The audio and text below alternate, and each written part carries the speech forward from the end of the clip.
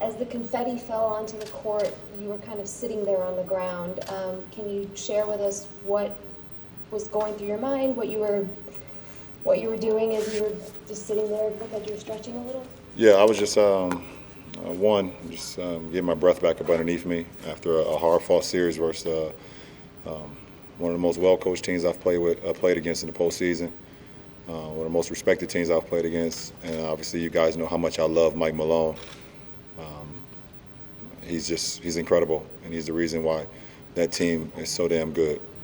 So I was thinking about that. I was also thinking about some of my teammates this is their first appearance at the finals. Obviously AD had a lot of my thought process, and this is the reason why I wanted to be a teammate of his and why I brought him here. I wanted him to see things that he hadn't saw before in this league, and to be able to come through for him meant a lot for me personally. And then I started thinking about the next opponent. Boston had a few moments in my head. Miami had a few moments in my head as well on how challenging that's going to be. Whoever wins that next series, and how challenging that's going to be. And then I just started thinking about my journey as well. So all of that was just going through my mind as the confetti was on the floor, as it's coming down, landing on my shoulder, and things of that nature. So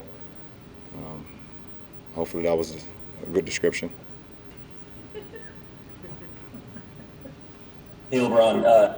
Frank said he felt like you have played with a chip on your shoulder all year, and if you can remember way back to September and October, this has obviously been Washed King year.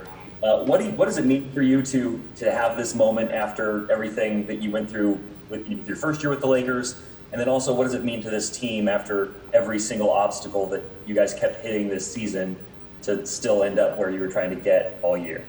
Well, for me personally, the job is not done. But it's great to hit moments throughout the course of a journey and appreciate that. And this is all part of the process, but the job is not done for me personally. Thank you. For us as a franchise, I'm extremely proud to be a part of this franchise getting back to where it belongs. And that's playing for championships and compete for championships and represent the Western Conference this year in the championship. So this is what I came here for. And, I heard all the conversations and everything that was said about why did I decide to come to L.A., the reason I came to L.A., it was not about basketball and all those conversations of, naysayers and things of that nature. But I understood that, and with the season last year and with my injury, it just gave them more, more sticks and more wood to throw in the fire to continue to say the things that they would say about me. But it never stopped my journey. It never stopped my mindset. It never stopped my goal. And I'm happy, like I said, and proud of this organization, and proud of my teammates. I'm proud of the coaching staff, the front office, and our ownership as well, at this very moment today. Hey, LeBron, you just mentioned, it's Mike Trudell back in LA. You mentioned getting the Lakers back to the finals. The last time they got there, Game 6, Western Conference Finals, 2010. Kobe goes for 37, hits all those dagger jumpers in the fourth. Just wondered how you processed your emotions all year about Kobe, and as this run has continued, wearing the purple and gold, how that's all sat in your mind. Every time you put on purple and gold, you think about his legacy, you think about him and what he meant to this franchise for 20-plus years, and what he stood for, both on the floor and off the floor, what he demanded out of his teammates, what he demanded out of himself. We have some similarities in that sense. Our games are different, but as far as our mindset and our drive to want to be the best and our drive to not lose, or even if the score, sometimes you're going to lose games, but just that drive to always want to be victorious, it stops you from sleeping. And sometimes you put certain things, you sacrifice a lot of things, you sacrifice your family at times because you're so driven to be so great that other things fall by the wayside at times. So I understand that. I'm one of the few that can understand the mindset that he played with and the journey from high school to the NBA. So it's just a thing that that I carry with me.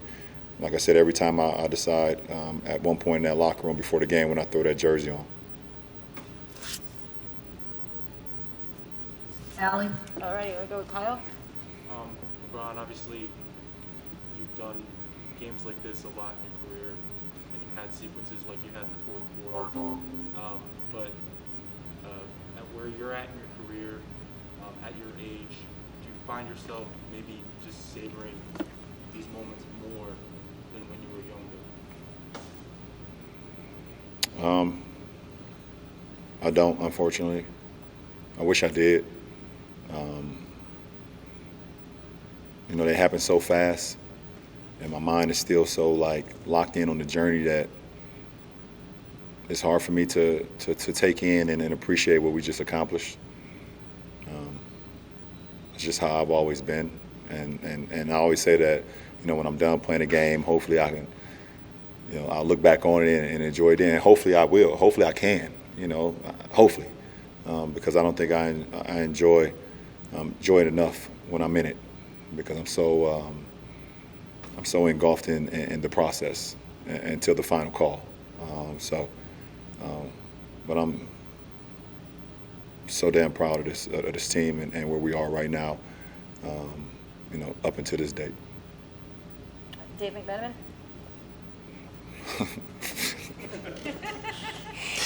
Oh, y'all sneaking here. Oh, okay. So, the nature of your accomplishments has had you compared to other greats of the game for a long time. But you've insisted, I'm my own guy, it's my own story. So what about the fact that, you didn't just stay in the first team you played with, the same first city, you go to Miami, you go to LA. Like, what has that meant to you to kind of blaze your own trail as a superstar? I don't know. I've never looked at it that way. I never said, okay, I want to, cast myself as a superstar or whatever the case may be. I just want to travel my own journey, because it is my journey, and I've appreciated, everything that's happened along the way. And throughout, the ups, the downs, the ups on the court, the downs on the court, the wins, the losses. But I've been able to, I guess as Frank Sinatra would say, I did it my way, And at the end of the day and at the end of my career, I just hope that I inspired enough people to want to play the game the right way, and have that respect from all the opponents that I played against, all the teams that I played against, and the organizations that I play for. Because at the end of the day, that's all you have is your respect. Rachel. The NBA Finals have basically been the LeBron James Invitational for the last decade. I'm trying to picture what you were doing at this time, well, not this time, during the NBA Finals last year, and how that affected your continued determination to get back in. Well, it all depends what game we're talking about. There were a couple games where I was at home. There was one or two games where I was in Cabo. And there was a couple games where I was at a hookah lounge during the finals last year. That's the truth. I believe it. I wasn't smoking hookah, but I was there. Was the game on or no? Yes, absolutely. Oh, absolutely. I wouldn't have went. Yeah, the game was on in Cabo. The game was on in my house and at the hookah lounge, and I watched every single minute of the games until it stopped. I actually watched every single postseason game last year. I think I told Dave that. I watched every single postseason game. And part of me, I'm just a fan of the game. I love the sport. I love the competitive nature. I love the playoffs. And then also of saying, oh, I wish I was in this moment. What would I have did at that moment? What I would have made, what play would I would have made in that moment, if I was out there, So, yes, I didn't miss a game. I didn't miss one game. Even on vacation, I didn't miss a game. My wife didn't like it, but she'd be okay. Sam Amick? Ron, we've seen you do it so many times before, but in the fourth quarter, where's your head at in terms of deciding this thing's not going to take over the final? We hadn't seen it necessarily in this series, and you were aggressive all night, but I've always said that, and I've always had the mindset that, in a closeout game for me personally, I'm just as desperate as the team that we're trying to close out.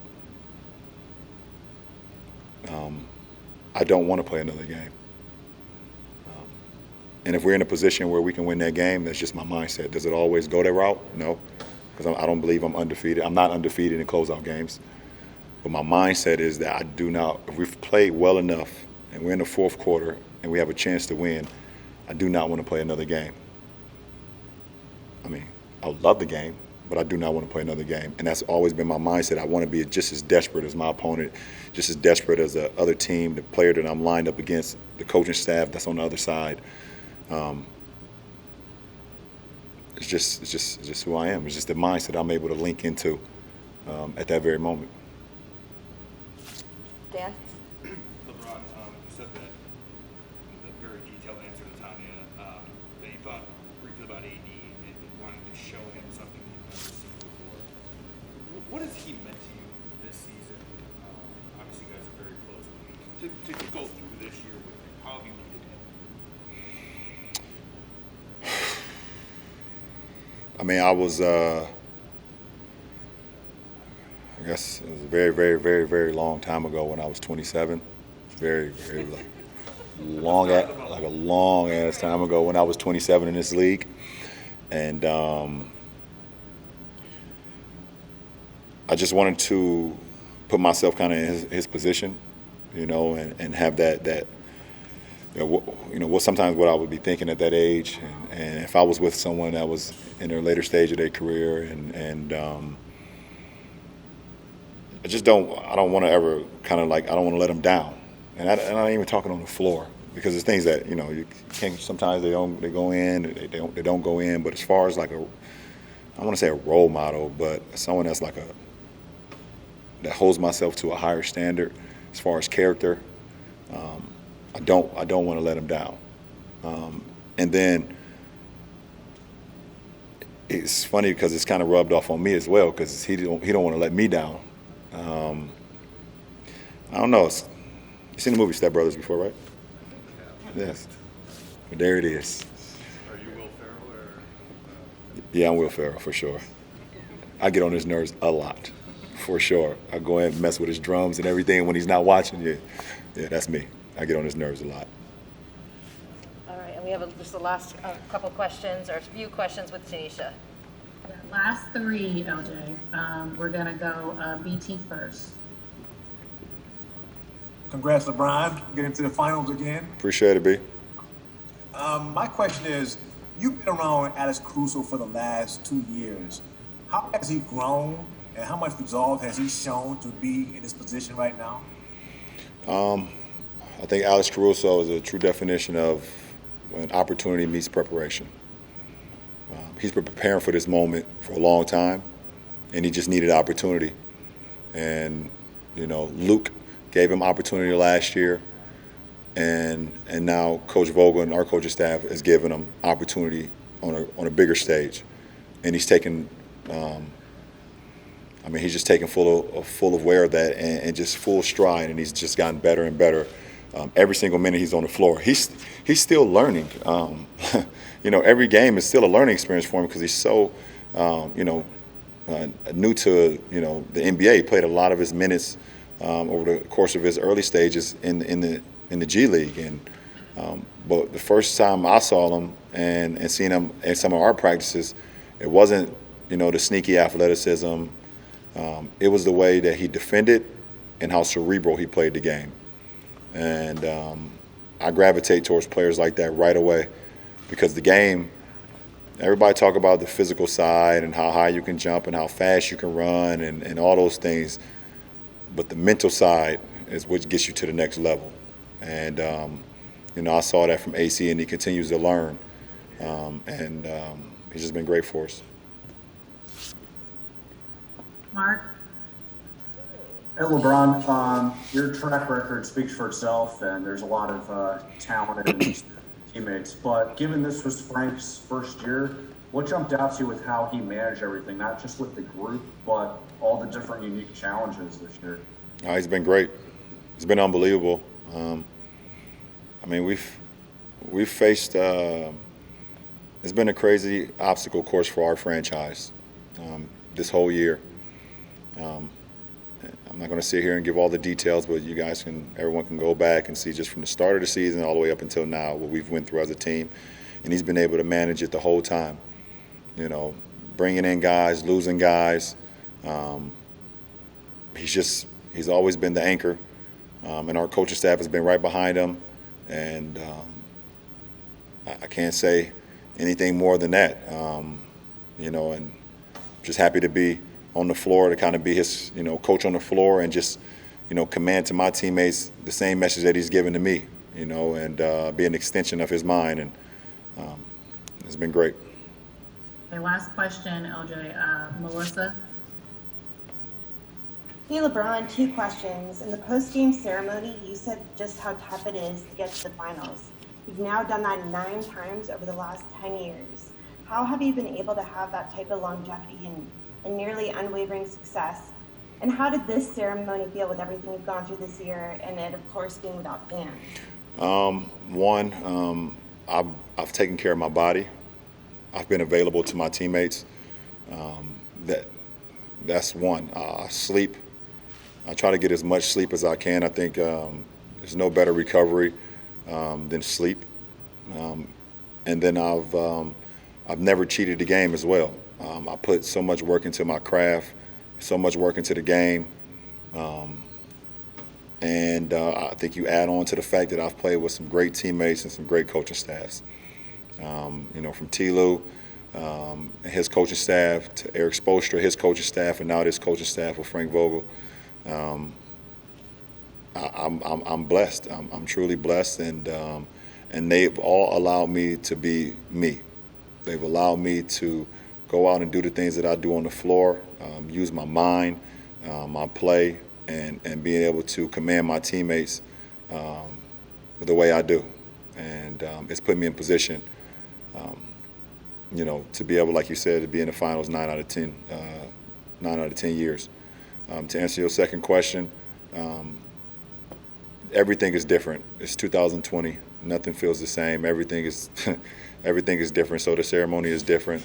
The one thing I can say, I wish we was in Staples Center tonight with our fans, with our Laker faithful, because they deserve this just as much as we do, because they've went through the last so many years of not being in a postseason run, feeling like their franchise will never get back to this moment, but they continue to stay faithful, and it would have been great to celebrate with them tonight. So hopefully we can continue to give them something to smile about in the next round as well, and that's what our mindset is.